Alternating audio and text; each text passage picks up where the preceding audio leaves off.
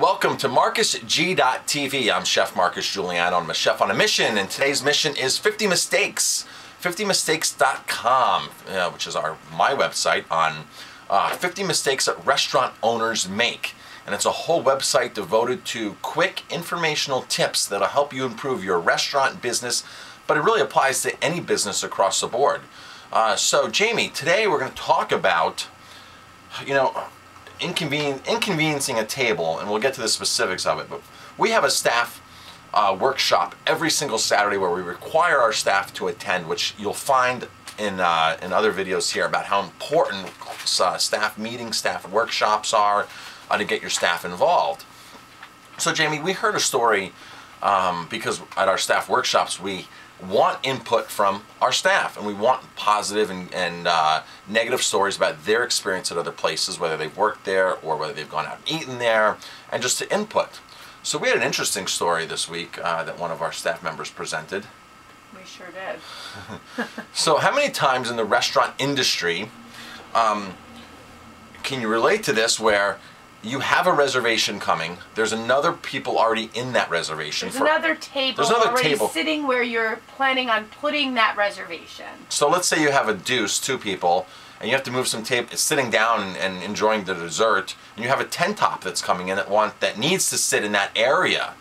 For us, Jamie, we have an instance where we have live music on our little stage area, which we have 2 tables. Right. So if the people aren't done eating and the band is sitting there getting ready to set up, there's an awkward situation. Well, first of all, let's back up a little bit and talk about the fact that if you know that table is coming, or you know you need that space for another larger table, it's your responsibility to be aware of that when you seat a table there. Exactly. In that space, whether it be for music or whether it be for another table, a larger reservation coming in later on. So number one, your staff should be aware of that. Whoever's seating people, whoever's hostessing, should be aware of that right up front, so that you know what time you need that table by. Now, with that being said, there's no system ever perfect. Sometimes tables take longer, sometimes they're quicker, sometimes they're who's to say how long a table is going to take to eat? Exactly. You can have guidelines. We have a 2-hour guideline, but if sometimes it's less and sometimes it's more. That's our average. Right. So we heard a story about one of our staff, and what was the story?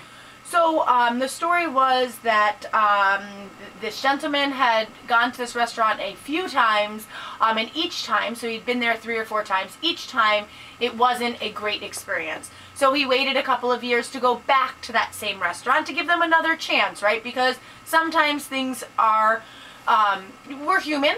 We make mistakes, so sometimes things are just mistake. A lot of people won't give you second chances, though. Of course they won't. So this gentleman gave the restaurant another chance. Third chance. A third chance.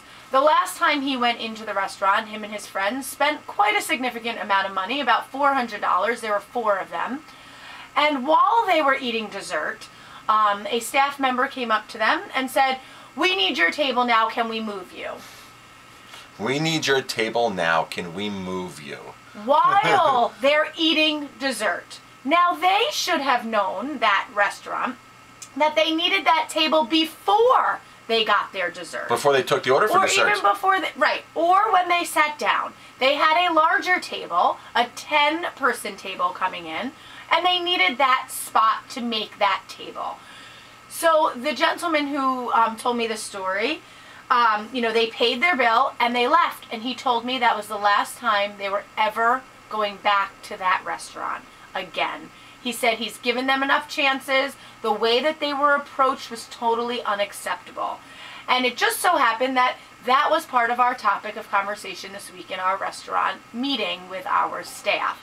And we began talking about the proper ways to handle maybe needing that table and moving that table, and the proper ways and the non-proper ways to handle it. And the proper time to do it. So what we recommend and what we do is we would have, before, when they got their dessert menus, we would have explained the situation to them. We have a large party coming in. We don't want you to feel uncomfortable. We don't want you to rush you. May we buy you dessert? May we move you to the bar? We'd be happy to buy you desserts, after dinner drinks. And we've had to do that a couple of times where the band is like, half an hour late or whatever, and they're waiting for that table to move. And sometimes the customer doesn't realize that they're holding things up. Well, and they don't know that they don't you need know. that They don't space. know, and they don't know you need that space. And believe me, they're not trying to take that space up purposely. But I think the way you have to approach is that you now have to say, keep in mind, that's their table. A customer doesn't go to a restaurant and with the mindset, oh, I only have this table for 2 hours, so I have to, eat and get out of here. It's not like you're going skiing and the ski lift's closing, so let me get my last run in. No, you're paying money. You're paying you expect money. to be able to sit at the table with your friends or whomever you're going out with and enjoy your meal without being rushed and without being told you need to move right now. Now, there are specific situations where you do need that table, and maybe the table has already paid and they're just sitting there for 45 minutes and you need the table.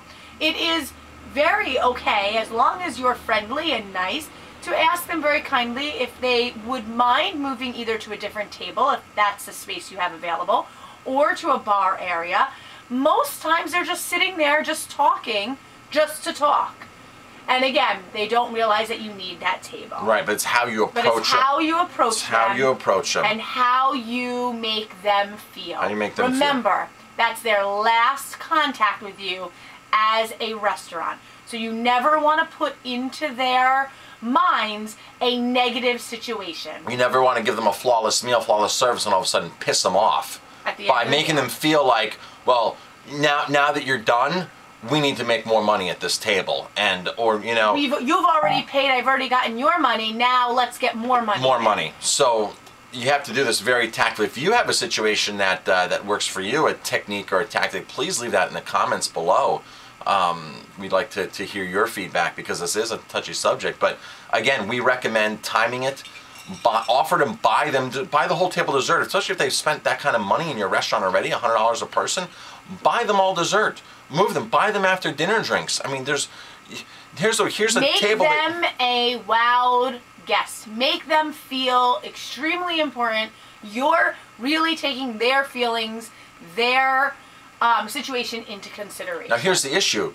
A lot of restaurateurs will say, well, I can't afford to buy them something, right? You can't afford not to, because here's a table that just spent $100 a person who's not going to come back. Ever. That's going to cost you a lot, 10 times, 20 times more in the long run than buying them lousy dessert that's costing you a buck each or something. I mean, what's your cost on dessert? $1.50, 85 cents on dessert?